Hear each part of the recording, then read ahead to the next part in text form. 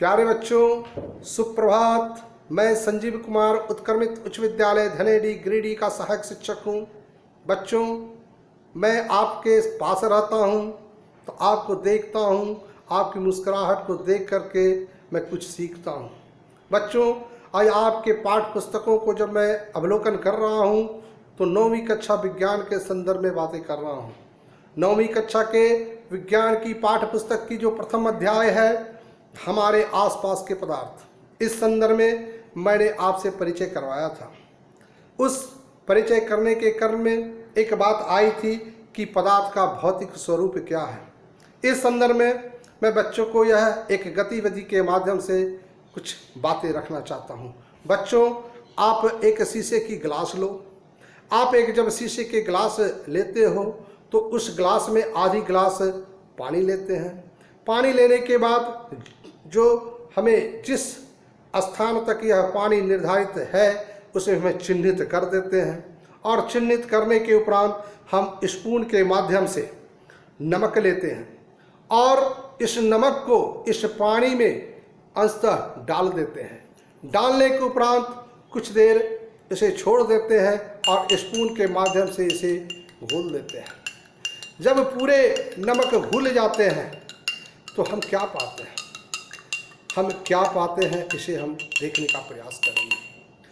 हम जब देखते हैं कि जब हमारे नमक इस पानी में घुल गए तो हमारे ये जो पानी के जो निर्धारित जो स्थान था उसमें कोई बदलाव नहीं होता है और नमक पानी के अंदर घुल जाते हैं, और घुलने के बाद इसके जो नमक के अंश हैं वो नज़र नहीं आते हैं, लेकिन इनके रंगों में कुछ परिवर्तन होते हैं। बच्चों, इसका जब हम अवलोकन करते हैं तो हम पाते क्या है कि पानी जो हमारा है, जो जल हमारा है, इसका यह अंश ऊपर हुआ कि नहीं, पहली गतिविधि। दूसरा, हम अवलोकन करते हैं कि नमक हमारा कहाँ चला गया। बच्चों, इस गतिविधियों के माध्यम से हम समझने का प्रयास करेंगे कि कोई भी पदार्थ जो हमारी बनावट है, उसकी भौतिक जो स्वरूप है, इस पर वैज्ञानिकों में तर्क वितर्क हुआ। वैज्ञानिकों में यह तर्क वितर्क हुआ कि क्या हमारे जो पदार्थ हैं उसके स्वरूप क्या है। इस तर्क वितर्क के संदर्भ में वैज्ञानिकों की दो विचारधारा आई। पहली विचारधारा आई कि क्या हमारे पदार्थ जो हैं सतत हैं या कणों से मिलकर बने हुए हैं। बच्चों, इस निष्कर्ष पर वैज्ञानिकों ने पहुंचा कि हमारे जो पदार्थ होते हैं वो कणों से मिलकर बना होता है।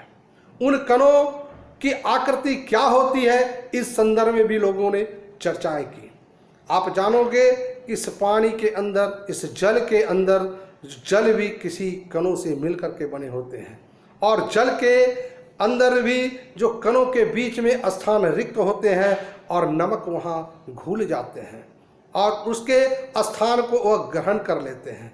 बच्चों, इसका मतलब यह हुआ कि हमारे जो पदार्थ होते हैं उसके कण इतने छोटे होते हैं जिसका हम कल्पना भी नहीं कर सकते हैं। बच्चों, इस तरह से हम संदर्भ में समझ सके हैं कि हमारे जो भी पदार्थ बने होते हैं छोटे छोटे कणों से बने होते हैं, और वो छोटे छोटे कण इतने छोटे होते हैं कि जिसकी हम कल्पना भी नहीं कर सकते हैं। बच्चों, मैं चाहता हूं कि आप अपने पाठ्य पुस्तक का अध्ययन करो और विस्तृत रूप से जानकारी प्राप्त करो। मेरी हार्दिक शुभकामनाएं आपके साथ है। जय हिंद।